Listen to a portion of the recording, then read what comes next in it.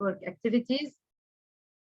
Okay, and Dr. Amesh is always my best colleague in these activities. Thank you so much. Today we are going to talk about, Amesh, just please tell me, you can see the screen clearly, right? Yes, sure, I can see the screen Thank you clearly. so much. Thank you so much. So today we are going to talk about scientific journals, exploring the basics and beyond. And let me tell you something. You are in this place or in the right place if you want to understand the scientific publishing concept, if you want to know the types of scientific journals and publishing models that are always being talked about, as well as if you want to understand the journal metrics concept. What is it? What do we mean by journal metrics and how do we use it? Okay, so before we start, dear friends, get rid of any distractions. If you can, close your other tabs, turn off your phones, and if you want, grab your cup of coffee and join us for this wonderful, exciting session. Okay, we will be talking about scientific journals. What are they? What do they mean? Scientific journals versus publishing houses. Sometimes we hear about something called the publishing houses or publishers. What is the difference between both? Types of scientific journals. There are many types regarding the publication model, as well as the journal metrics, which is our main topic today. And finally, we will wrap up our session. So before beginning, I want to mention this nice quote, which I always put it in most of my courses, clinical research courses, not only in publication courses, even in medical writing courses. Michael Faraday said once, there are three necessary steps in useful research. The first, to begin it, you have to begin research. The second, to end it, you have to close the research and end it properly. And finally, the third is to publish it. So the most important cornerstone, or the third cornerstone, which is the cherry on top of the cake for research, is publishing your research results. We will talk about that. Before that, let me remind you of the research process cycle. What is the research process cycle? And in order to know the publication step or the publication process, where does it fall in this whole circle? First of all, you identify a research area you want to work on. Then you carry out general literature review to see if there are topics published on this idea. Then you formulate your research question according to what you found in the general literature review. And then you specify your topic and downsize it in order to have a very specific topic with keywords, which are the PICO elements. And then according to that, according to the objective of your study, according to the research question, according to what you want to find, you design your research study and you choose your study design. And you carry out this, at this step, the conduction of the research study. You begin collecting the data, cleaning the data, analyzing the data, and getting your results. After you get your results, you analyze them. You get the raw data, you analyze it. This is the step where you get your results. And finally, you report in a form of a manuscript what you got, and you report the research results. And after you report them, you have to publish them. So this is the final step, the publication step, the final step in the whole research process cycle. If you didn't do this step, in my opinion, and in the opinion of all scientists, you didn't do anything. Okay. Now, why do researchers publish? The researchers' reasons for publishing. This is a study which was done, and they compared answers between 2018 and 2020. Some people say, or some scientists or researchers say, we publish to further our career prospects. Okay, this is logical. Others say to establish precedence and protect our intellectual property. They have discovered a new discovery. They want to have the patency on it. They want to be the first people who publish this result and to claim it as their intellectual property. Others say to ensure I receive recognition. Definitely, some academic institutions, which are research centers at the same time, for example, the American University in Beirut, they do not promote you unless you have a specific number of every year for every level of promotion, from an assistant professor, associate professor, full professor.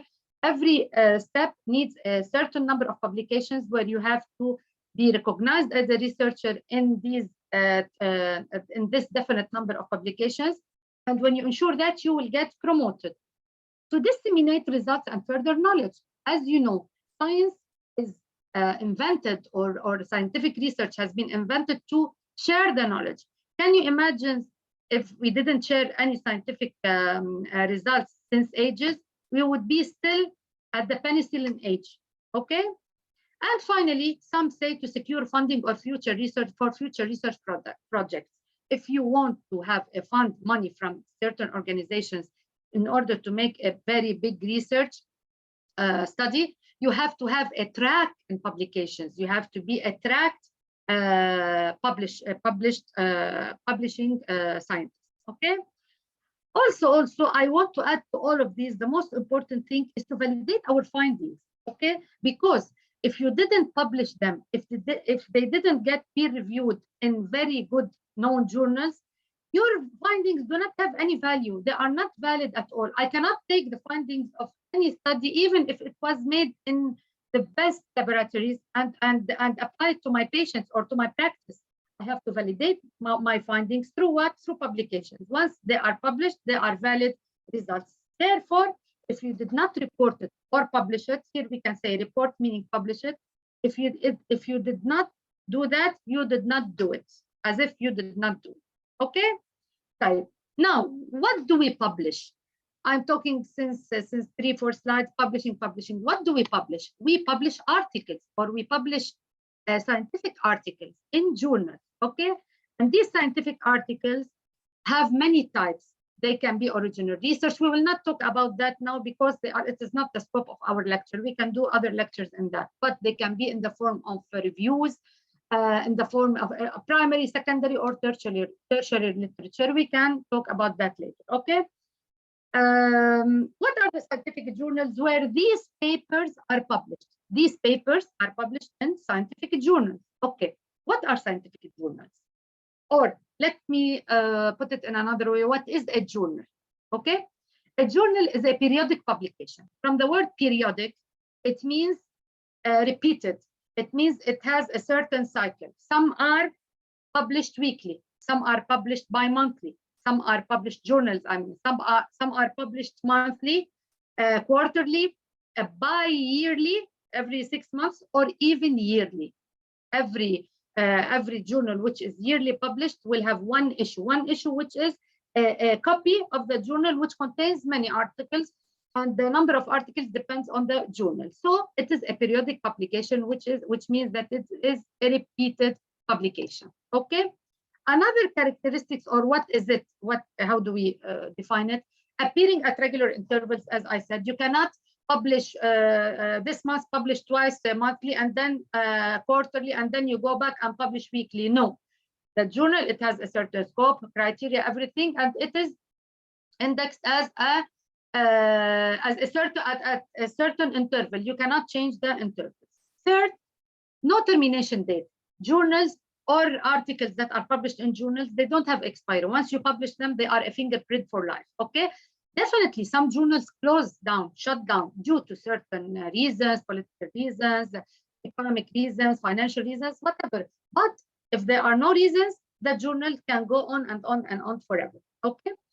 Articles, journals contain articles written by scholars. Scholars are people who are in the academic field, in the research field, in the scientific field, scientists, doctors, whatever.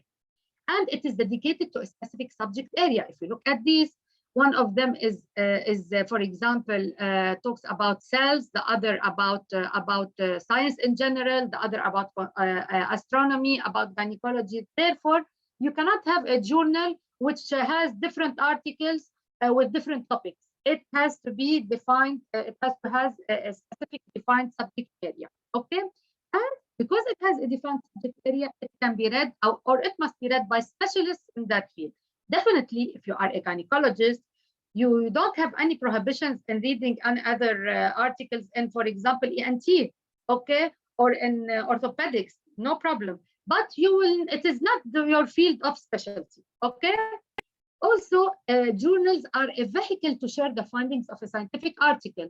So in order to collect all these articles under one topic, under one domain, they designed the idea since long ago of a journal in order to it is a way or a means of sharing the findings of a scientific work. It is not a mean when you have to go to the hairdresser and you are waiting for the hairdresser to dye your hair, and you will bring this journal just to have fun. Definitely you can do that if you are a scientist. But any other person, he will not read them for having fun, but only to understand or know about the findings of a scientific work. And finally, to keep other researchers and practitioners up to date whenever I want a scientific proof, I want evidence-based medicine proof, okay? So I go to the scientific journals to fetch this piece of info, okay?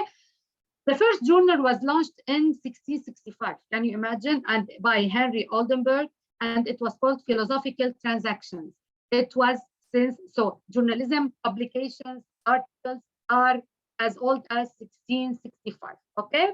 They are not new. And since 1665, total number of active reader learned journals has increased tremendously.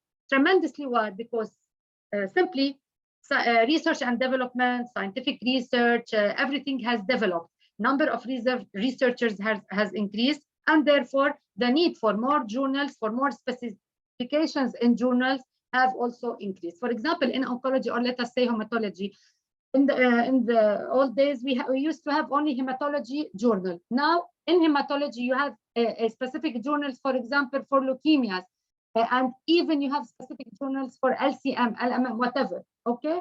So we have specializations in this. Now, sometimes some of my students come to me and tell me, doctor, I want to publish in the Elsevier journal. Remember this word, or BMG journal, or whatever. They come to me with words. These are not journals. These are what? We will know now. Scientific journals versus publishing houses, okay? There is a very big misunderstanding between scientific journal and a publishing house, okay? Publishers are also called publishing houses or publishing companies.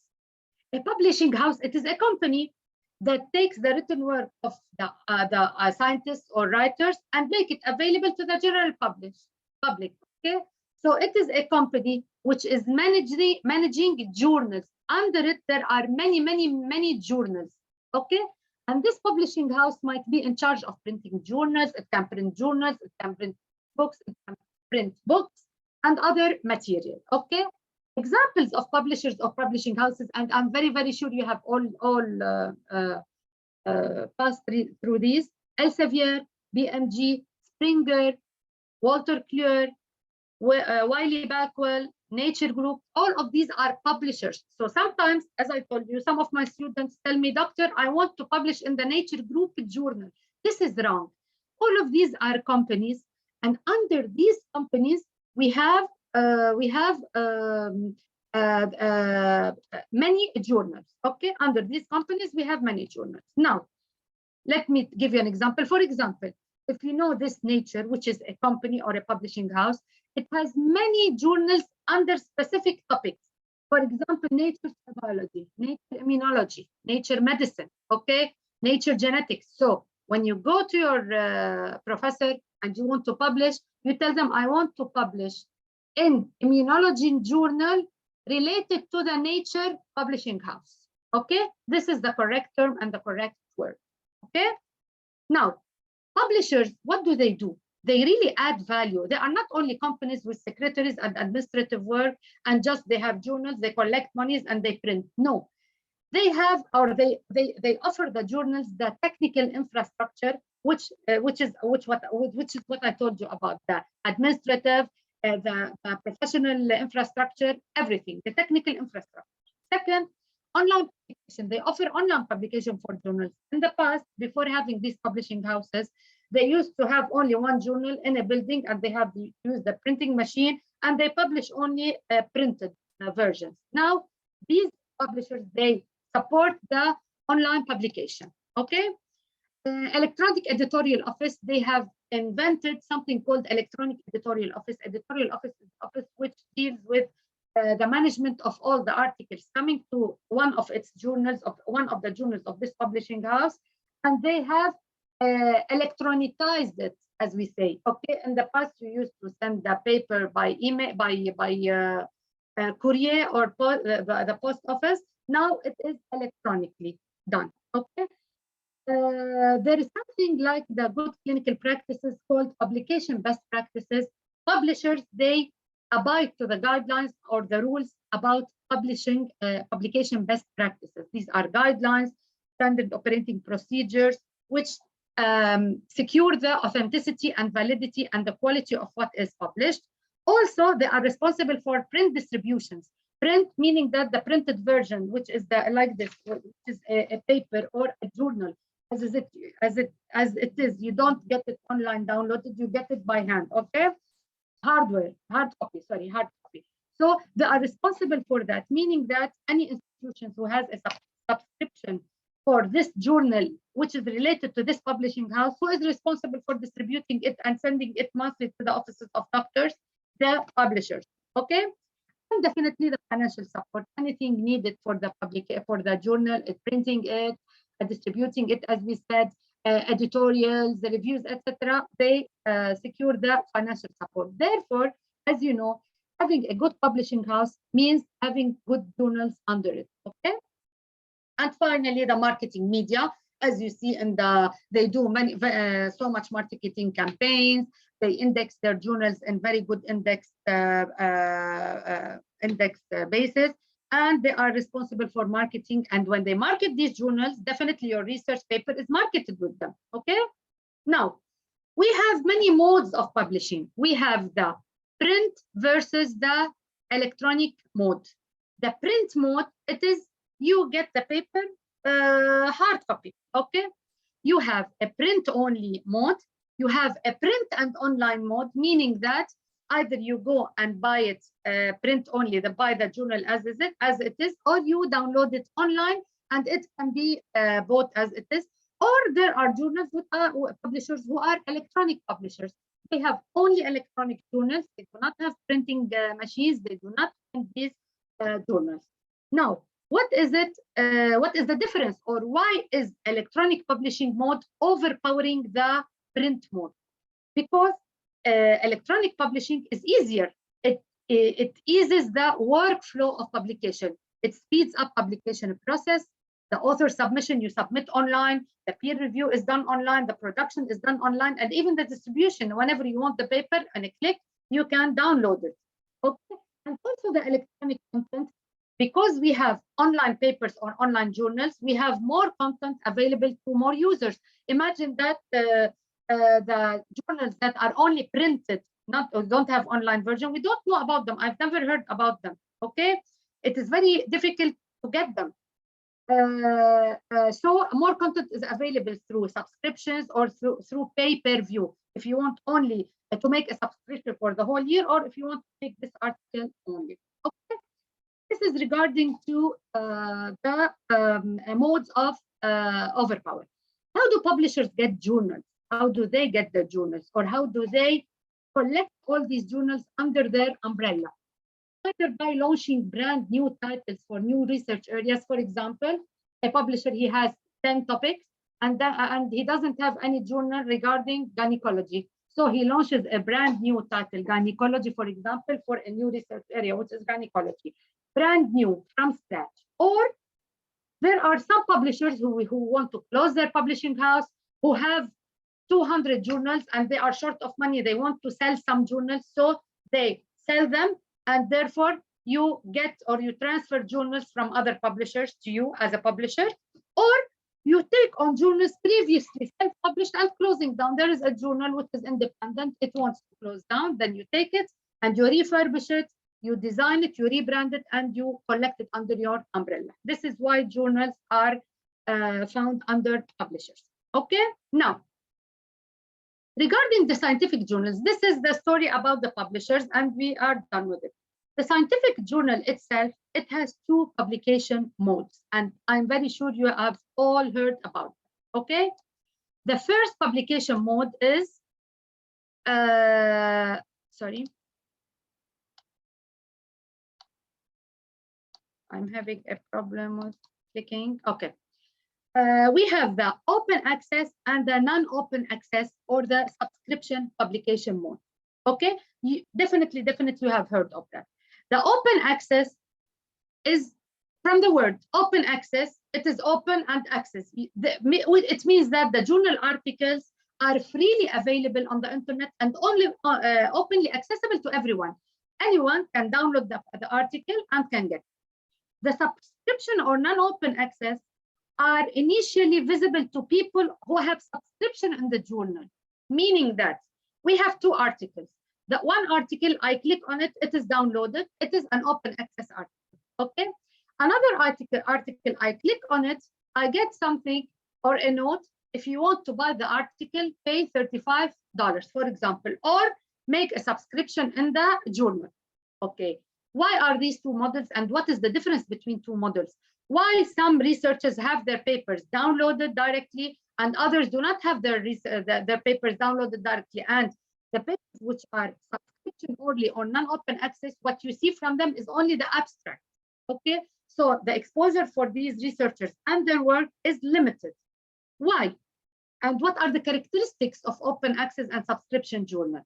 First of all, open access journals publish for an article processing charge, meaning that from where do this journal gets its money in order to fund itself?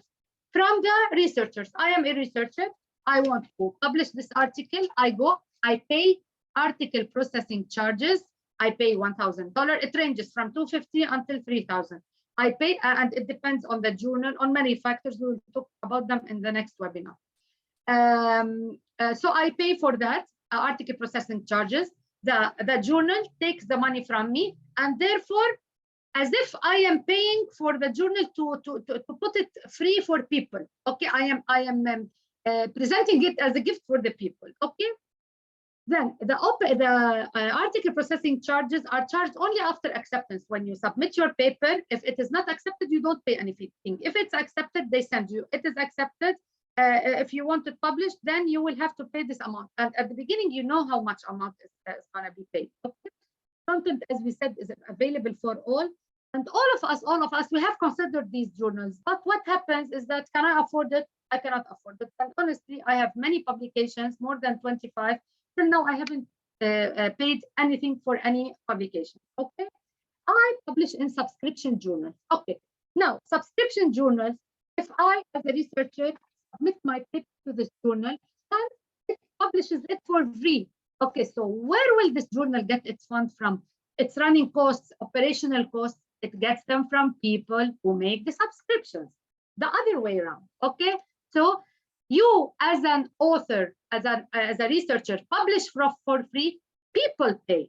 On this model, you pay, people watch for free. Okay, here in the subscription, the content is sold back to units, to libraries, etc., who make subscription. For example, American University of Beirut has made a big subscription for all its staff in, for example, Nature Immunology, where everyone having a code, certain code who is staff from for AUB, they can download for free the papers in this. But if I am not a staff of AUB, I cannot download, I have to pay for it. Okay, we have all published in these journals, but unfortunately, some colleagues cannot access our papers because they are closed and they take the intellectual property of your paper. And you cannot take the paper up. They give you a gift, which is 10 copies for free. Okay, you cannot distribute them online because you have a written intellectual property. Okay, for example, therefore, the open access, it is free for the reader, author have to pay. The subscription is free for the author, reader has to pay. Right. The question is there another third model? Can't we have both in a journal? Yes, we can. There is a third model, which is called the hybrid model. This hybrid model, it is subscription-based journal. You pay for subscriptions, but it has an open access option. The default mode is for free. You as a researcher publish for free, but I have the option. I want my paper to be accessible for all. I want everybody to see my paper, so I pay. So this is one of the best options, and it is a really a very good option because it gives you the opportunity to either publish for free or pay for it. Okay. We have many questions. I think at the end we will reply to them. A third type of journals, or not a third type of journals, a type of journals, which is a very tricky type, which is a dangerous type, which is a trap for everybody, are predatory journals. Predatory journals, in my opinion, we have to make a whole workshop for 3 days on these journals, because they are really, really a trap and a waste of everything, of time, of money, of reputation, everything. What are predatory journals? Predatory journal is a fake or counterfeit journal, which is usually surpassing the standard scholarly publishing model, mainly peer review process. Doesn't have a peer review process. It just publishes anything and everything. Okay. What is its primary objective? The primary objective of these journals is to make money, only to make money, to take from the author's article processing fees and to make money. And they are fake journals. They don't have any credibility, any value, anything. Okay. In order to know these journals and as warning signs for them, how to spot them in order not to fall in this trap, because I will tell you what will happen if you fall in this trap. You have many signs. The first sign is the website. The website is unprofessional. You look at it, the graphics are unprofessional, low resolution. The language error, we have many language errors. For example, the beginning of the sentence, small letter, the grammar is wrong. Lots of adverts, false contacts. You click on someone, you go look for him in LinkedIn or anything. He is a non-existing person, just putting pictures and editorial members, etc., without any validity, all wrong. The second sign is the editorial board, unknown, really non-existent. They are false, very few members, and sometimes they put pictures and they very cleverly write coming soon. What coming soon? Is he a film, a movie? What do you mean by coming soon? Meaning that this person soon he will join. This is ridiculous. The third warning sign is indexes. Indexes, meaning that, for example, PubMed, Scopus, these are index platforms. They are platforms or electronic databases where they collect papers according to their criteria, according to their level, and they index them. Okay. They are good databases. For example, some papers are not indexed, but still are good papers. But these predatory journals, they can never be indexed. Nobody or papers published in these journals, nobody indexes them. Okay, or they false claim indexing. For example, at the end of the website, they put cross-reference, Google Scholar, and nobody puts, but they don't dare do that. But they put some indexing platforms, and they assume and tell you that we have indexed, our journal is indexed in these platforms, and it's all false. You go to the platform, you look at papers for these journals, you don't find any. Third, or number 4, articles. No articles or article soon. You look at them in all the good journals or all the correct journals or the journals which are right journals or true, valid journals. You look at the archive, you see since 2012 archives, issues. Each issue has this number of, you click on it, the articles in it.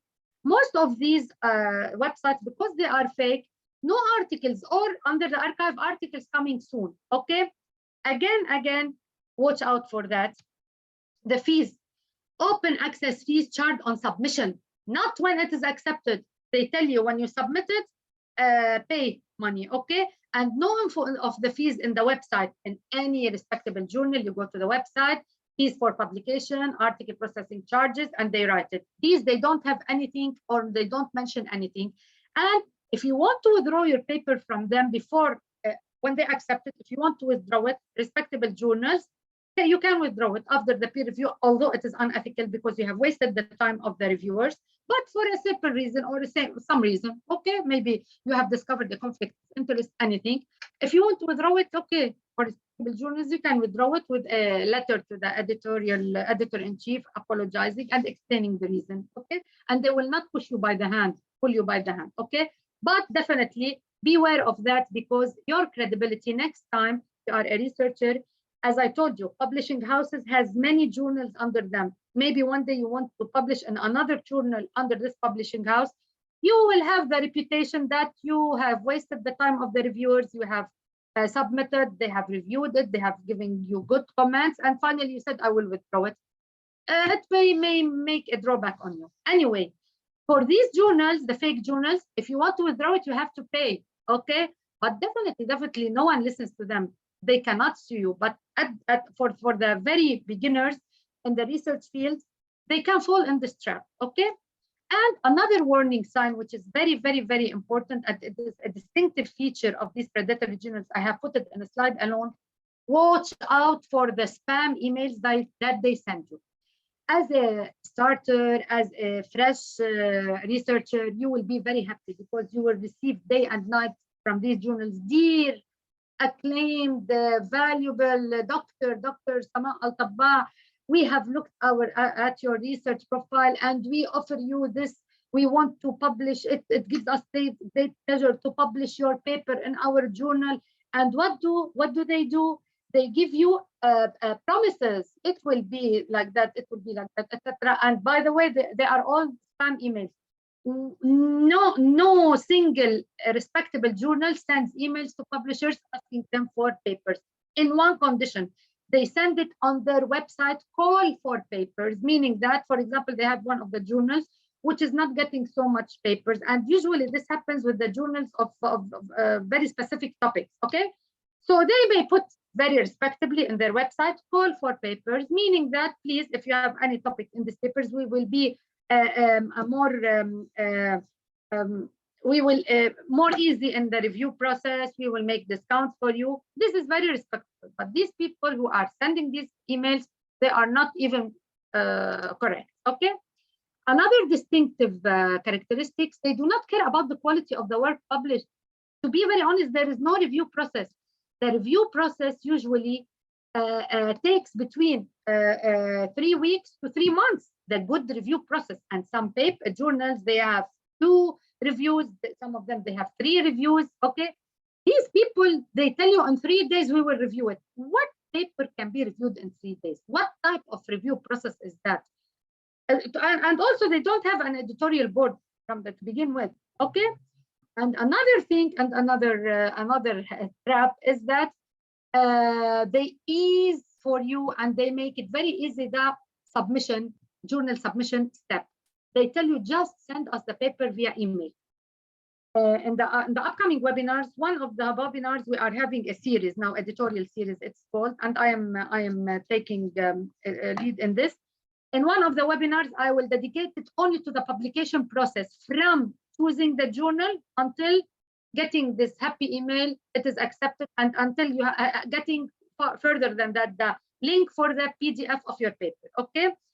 None of the respectable journals, except very, very, very few, and to be very honest, I have been for 15 years in this field, I have never met a journal which is respectable and true, which tells you send me the paper by email. No, you have to go, you have to make an account, you have to enter every single piece of data, the title alone, the abstract, the paper, you will upload it in sections, you upload the tables and figures alone, you upload the body.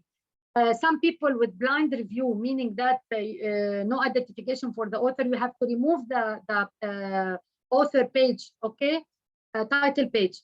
So there's nothing called via email, and you have to enter the data, meaning the name and the institution and the email of every single author. And when you submit it, all the authors will have emails confirming you have been put as an author on this paper. Do you agree? Are you okay with that? Do you know of that? So all of this is not present in the fake journal. Okay. And whenever you hear the word rapid publication within 2 to 3 days, close your laptop and go drink coffee. There's nothing like that. It is a real trap. Okay. Now you are, and I want to show you this this picture. The credible journals, the good journals, are very hard to publish in, sometimes very hard. Don't panic. In the upcoming webinars, you will see it is a very smooth process. There are peer reviews, there are revisions, there are rejections, but they are better than the predatory journals who welcome you with greetings. We adore your research. You are this, you are that. This is the real trap and not that. Okay. And sometimes one of the students told me, doctor, okay, where's the trap in that? I will have many publications. Nobody will notice the name of the journal. If when I put it in my CV, I have hundreds of publications. Nobody will notice. No, it has drawbacks. The first drawback is unethical. Unethical, it means that you are stealing something. You are stealing the health of people. You are putting the health of people. You are stealing the scientific credentials. You are credibility. You are unethical in doing that. You are just collecting a number of publications just for the sake of that, not for the sake of science itself. Number two, author reputation. Believe me, you may be blacklisted. If they notice in your list of papers, one paper with in a predatory journal, they will contact you either at work, other colleagues, other whatever, okay? If you are pursuing a research career, or you are a researcher or a scientist, okay? So they will call you, how is this? If it is 1 out of 20, you will tell them I fell in this trap. They will also tell you, why did you leave it in this list? You have to cross it out. Okay. The study is not accredited because, as I told you, it is not accredited from a peer review process or from a credible source. And above all that, you lost the scientific work. You have done an experiment. You have gone through millions of nights, not sleeping, statistical analysis, write-up, etc., even submission. And finally, you have thrown it in the beach, okay, in the sea. So you will lose your scientific work, which may be a wonderful piece of work, and it can be published in wonderful journals, but maybe, I don't know, for some reasons, it's unintentional, it is unethical, okay? As we have predatory journals, my friends, we have predatory publishers. You go inside the website of the publisher and you see, wow, publishing house, hundreds of journals he has. So he is predatory and his journals are predatory. Okay. Now, how do we track predatory journals, or how do we check up for them, or how do we know if this journal is predatory or not? This is a wonderful website for one of our scientists who have invented it. It is called Think, Check, Submit. Think is a trusted and appropriate. You just click on it, you put the name of the journal, and you will see the results. You check, do you know the journal, trusted publisher? It checks for you. It is trusted, etc. And if okay, you submit for this. Okay. And there is also a list. We go back and okay, in this slide, there is Jeffrey Beal. Jeffrey Beal, he is a scientist who was fed up of this business, a predatory business. So what he did is that he invented a yearly list where he tracks these journals, tracks these publishers, and he puts their name in a list. So yearly you can go and you can write Beal list. Okay, Beal list, and it will give you all the predatory journal lists. But you have also to check for all these signs. Why? Because as I told you, this list is updated yearly. And during this year, millions of journals every month are publishers, not millions, hundreds of publishers and unethical predatory journals are new in the market. So until the end of the year, you may fall in one of the, so don't depend only on his list. Okay, now to the last topic. I hope I'm not boring you. Let me check. Well, we have many questions. Okay, some of the questions we can reply to them now, and if I see that some of the questions are for the next webinars, okay, I will reply to all. I want you to come to the other webinars. This why. Okay, so journal metrics. We have heard of that. We have heard, for example, at the AUB, as I told you, they always tell their staff, you want to publish, you want to get promoted, this is the criteria, and one of the criteria is that to publish in a good metric journal, okay? And they give them the range. What are metrics? Let me begin by defining the word metric. What does the word metric mean, okay? The word metric means a number. It is a number that is given, that gives information about the performance or a particular process, or a particular process or activity, okay? So It is a number that gives the information about a performance, a process, or activity. What type of information does it give? We will see. Okay, we will see about that.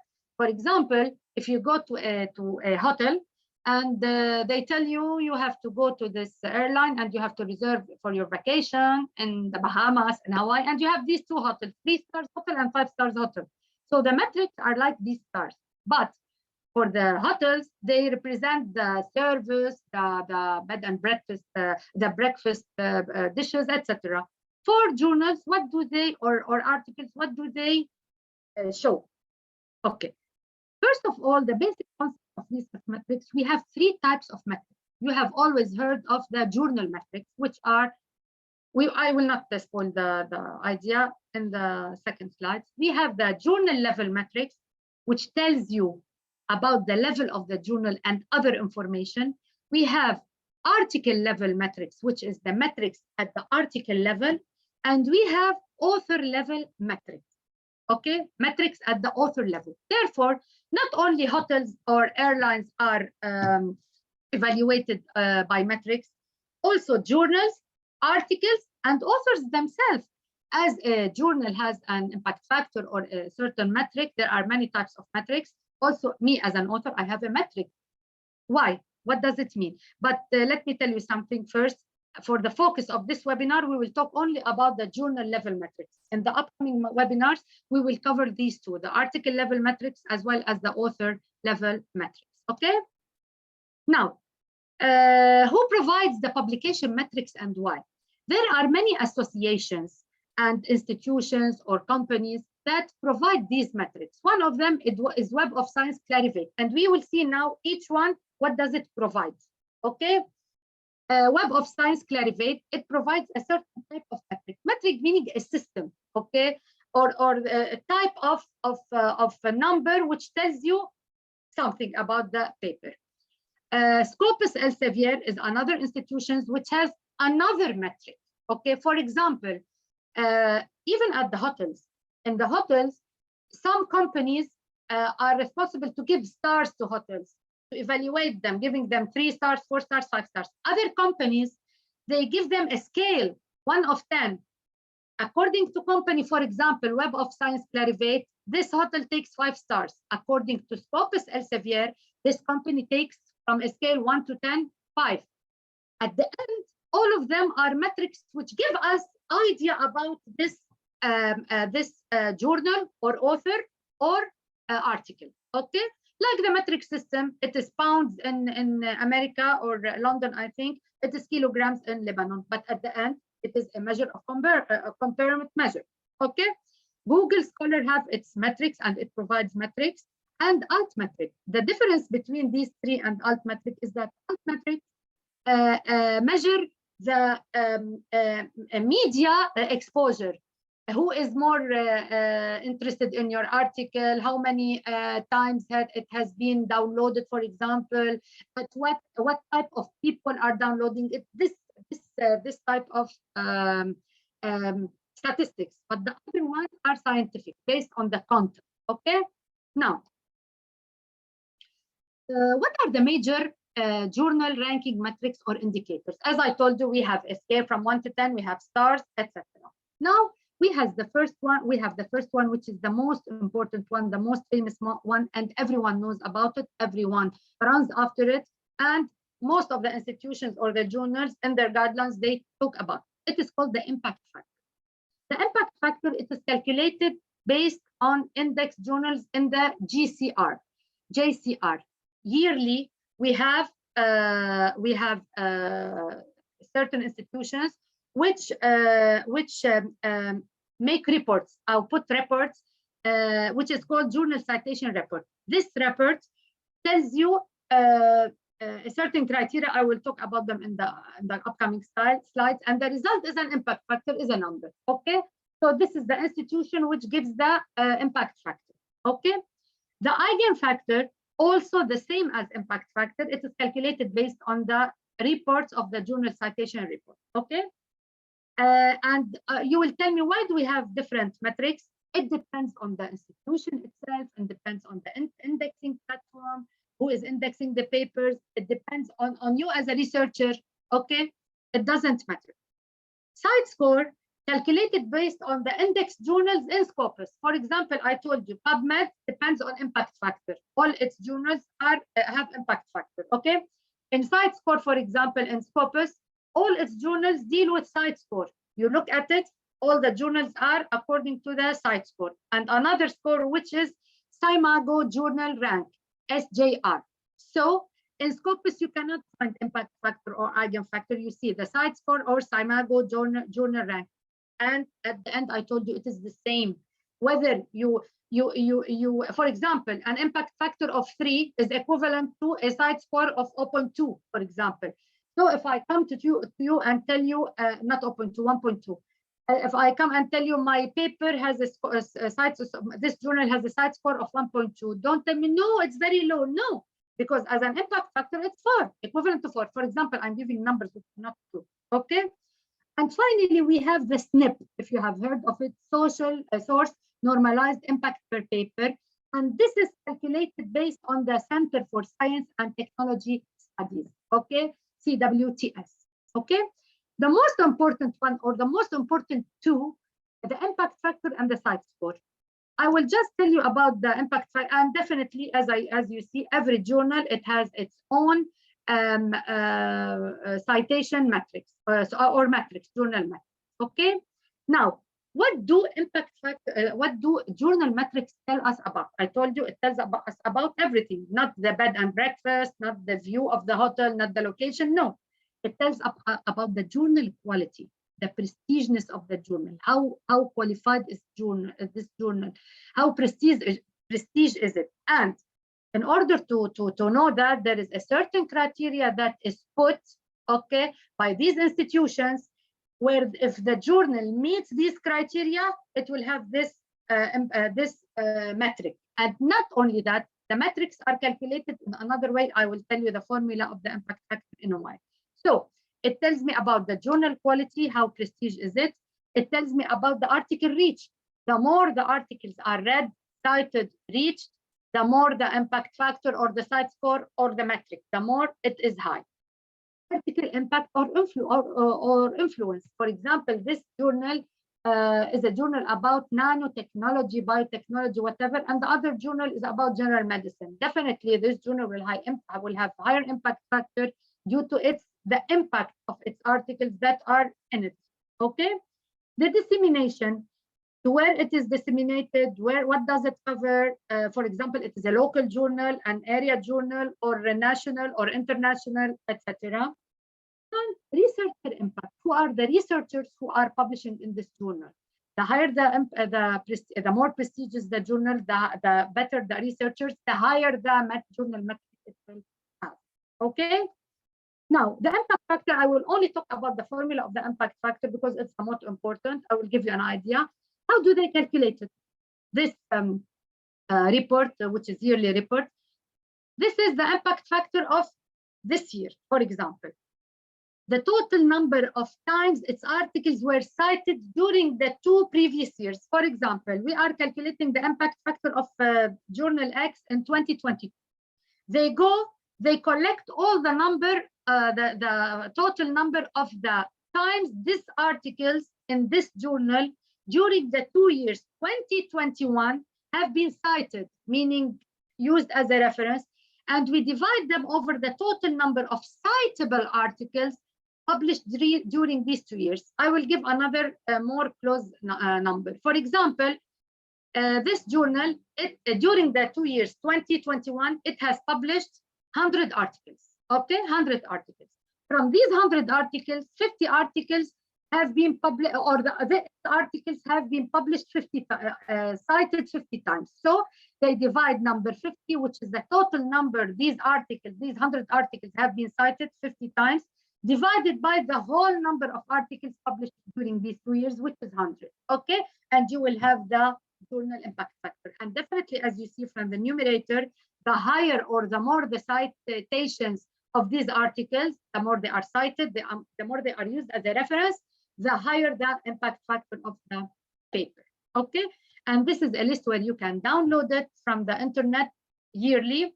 And it will be, by the way, it will be a reflection not of this year, it will be a reflection of the previous years. For example, when we say the impact factor of 2022, true, it is about 2022, but the real data is from 21 and 20, okay? This is it. Now, this is the whole story about today's lecture. Thank you so much for listening to us. I just want to tell you about the topics of our upcoming webinars. Our upcoming webinars, as I told you, we are now at the Journal Club, we are presenting an editorial series, aside from the critical appraisal series that I deliver. The editorial series is made up of 5 webinars. So this is the first webinar. If you attend them all, you will really get very good info about the editorial domain, okay? The second webinar, I will be talking about scientific journal selection. What is the criteria, how to select it? I will talk again about predatory journals, again, because I couldn't mention everything. I will talk about journal indexing, the platforms, the PubMed, the Scopus in details, as well as some selector tools. There are many selector tools which are good and others are bad. So how to select the good journal? There are ways of selecting journals. The third webinar will be about the process now. We have known about the journals in the first webinar. Second webinar, scientific journal selection, how to select it. You selected your journal, now you want to submit, okay? The process of journal submission. What are the submission types, the steps and submission, the documents needed, and how to communicate pre and post the submission. Now you have submitted your paper. We will go to the webinar 4.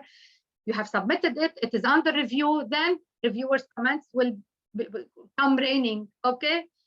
And I will talk about in the 4th webinar about journal decision types, whether it's rejected, whether accepted, whether accepted with conditions, the types of reviewer comments. There are many types of comments, and the techniques, and this is very, very, very important. There are the certain techniques and templates I will provide you how to reply to the editors and reviewers' comments. And finally, our 5th webinar will be, your paper now is published. It is a waste of everything if you just look at it online and just watch it.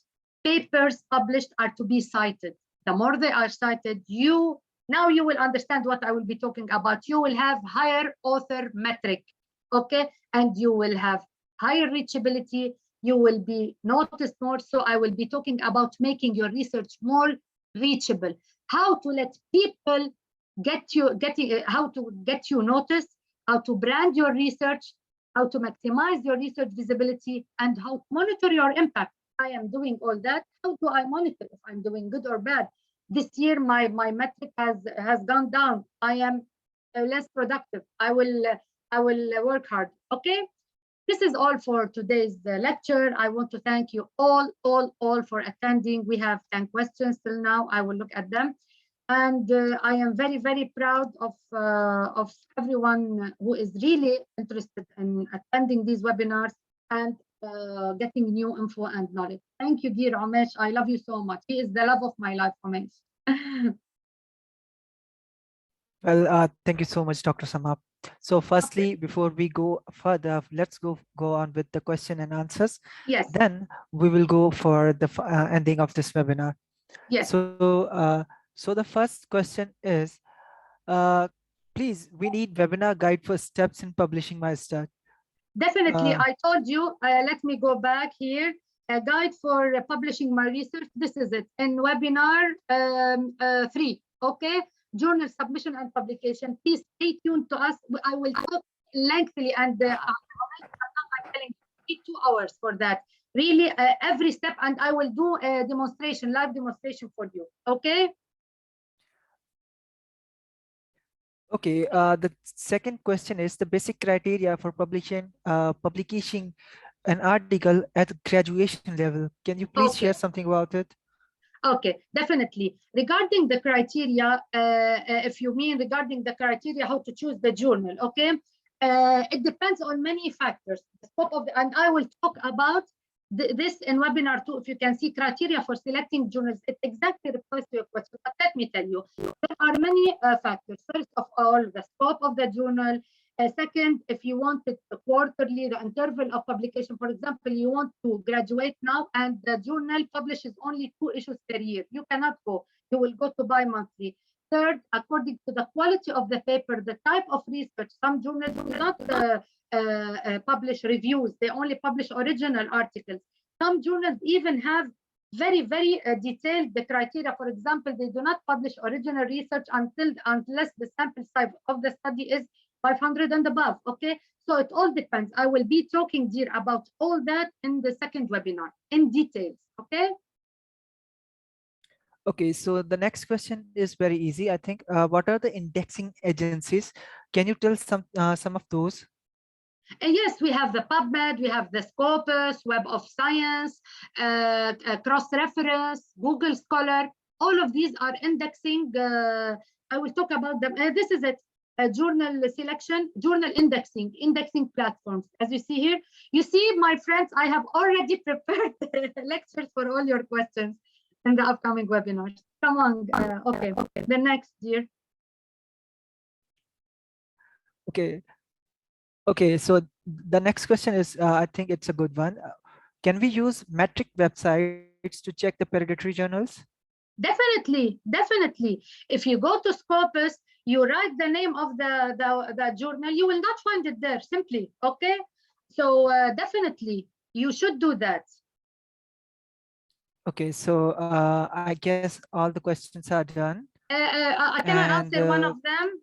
This is very important, Umesh. What are the dates for the upcoming webinars? Sure. Please stay tuned to us. Follow me, follow Umesh, follow the Journal Club page on LinkedIn. We will always, and I think, Umesh, this is a very good idea. We can put a calendar from now for the 5 webinars, and we will talk to Ahmed with that regarding that. Okay. Sure. So I guess you all might have heard this thing, like with time, great things happen. So today we all have witnessed that everything that Dr. Sama taught was the stepping stone for the future activities that we are going to do in our journal club. So make sure to join us at IVPN Journal Club. Please subscribe and sign up for the listserv. Along with, please keep on following us on our social media so that we can make you updated about our future sessions and webinars. Yes. And I believe so. Yes, go ahead.